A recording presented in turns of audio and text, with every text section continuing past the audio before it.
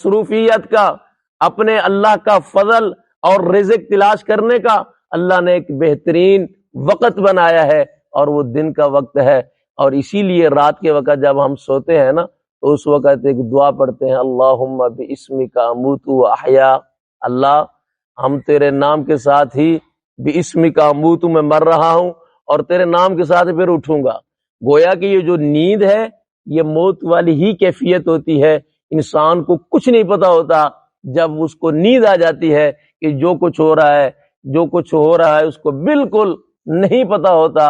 اسی لیے یہ دعا پڑھتا ہے اللہم باسمک اموت و احیا، اور جب صبح کے وقت بیدار ہوتا ہے تو تب بھی وہ دعا پڑھتا ہے الحمدللہ الذی احیانا بعد ما اماتنا والیہ النشور۔